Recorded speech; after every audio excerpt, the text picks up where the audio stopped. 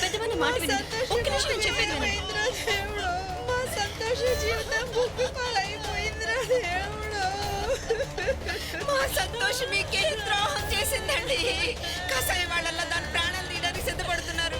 ఆ పిల్లకి పెళ్లి జరిగి 4 రోజులైనా కాలేదు. పెద్దమంది మాట వినండి. అప్పుడే రెండో పెళ్లి చేసుకోవడానికి తయారవుతున్నాడు.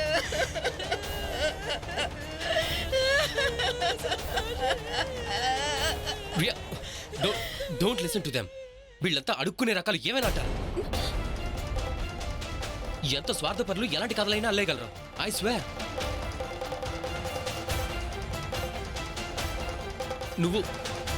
నువ్వేమనుకుంటున్నావు? నేను ఈ పైసా కూడా పనికిరాని వాళ్ళ ముందు అబద్ధం చెప్తానా? నిన్ను ఎలా నమ్మించాలో నాకు అర్థం కావడం లేదు. బట్ కేవలం నేను నిన్నే లవ్ చేస్తున్నాను రియా. ఓన్లీ నిన్నే. కేవలం వదిన చెప్పిందనే నేను వాళ్ళ ఇంటికి వెళ్ళాను. కేవలం వదిన చెప్పిందనే. లేదంటే ఇలాంటి పిచ్చగాళ్ళ ఇంట్లో నన్ను నేను కూడా పండించేవాడు కదా. పైగా నీకు బాగా తెలుసు, ఈ సంతోష్ ఇలాంటి అమ్మాయిని నేను చూడను. అలాంటిది పెళ్లి చేసుకుంటానా? ఇది మా ఇంట్లో పని చేసే పని మనిషి. దీన్ని నేను నా భార్య ఎలా చేసుకుంటాను? నువ్వు ఆల్రెడీ చేసుకున్నావుగా.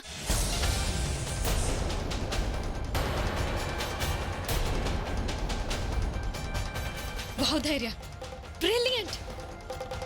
నువ్వు వాళ్ళకి వాళ్ళ స్థాయి చూపిస్తావా? ఇంతకీ నీ స్థాయి ఏంటి?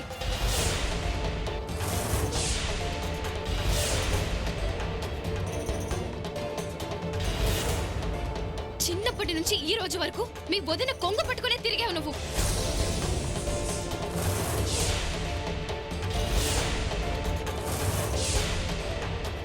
నువ్వు పడుకున్నా, లేచినా, తిన్నా, తిరిగినా ఇవన్నీ మీ వదినే కదా డిసైడ్ చేస్తుంది. నువ్వేం చేస్తావు?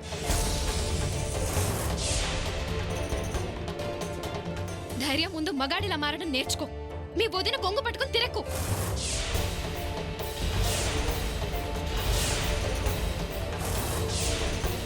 నీకు పెళ్ళంటే తమాషాగా ఉందా? వెళ్ళి కుంకుమ పెట్టేసి చేసేసుకున్నావు.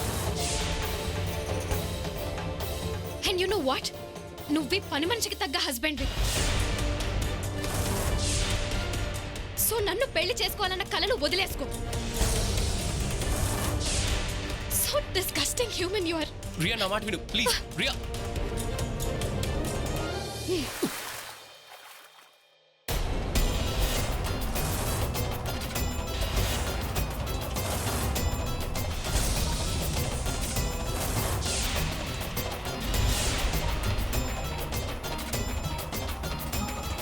నీకు నువ్వే చెప్పుకో, అర్థం చేసుకో.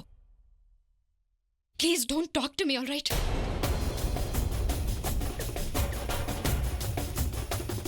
మమ్మల్ని ఇక్కడికి రెండోసారి కూడా పిలిచి ఈ విధంగా మమ్మల్ని ఇన్సల్ట్ చేస్తారని మాకు ముందే తెలుసుంటే మేము అసలు అడుగు పెట్టేవారమే కాదు. పదరయ్యా. ఒక్క నిమిషం. అమ్మా, అలాంటి వాళ్ళది నిజమైన ప్రేమ కాదు, అది వ్యామోహం. ఎగ్జాక్ట్లీ చిన్నత్త. నిజంగా ప్రేమించుకున్న వాళ్ళు అలా చేయరు. ఎంత మనసు విరిగిపోతే కన్న కూతుర్ని పట్టుకొని మా దృష్టిలో చచ్చిపోయా ఉంటుందా తల్లి? అది సరే అమ్మా, తన కూతురుతో తన మాట అనేటప్పుడు ఆమె మాటల్లో వ్యథ, కళ్ళల్లో బాధ గమనించావమ్మా? పెద్దబాబుకు బర్త్డే విషెస్ చెప్పు కూడా వెళ్ళాం కదా. ఊరికే ఎలా కాలిపోతుంది? మంట పెడితేనో పడితేనో తగలబడుతుంది.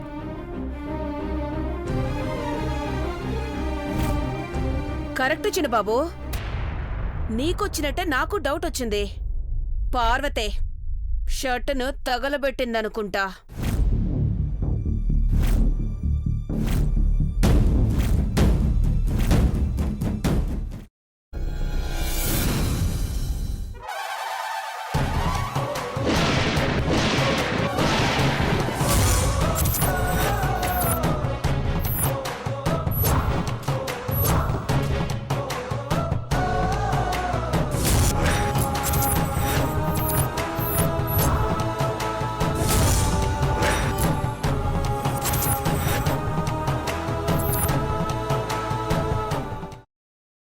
తర్వాత పొట్టు తీసేసి చాప్ చేసి పక్కన పెట్టుకోవాలి.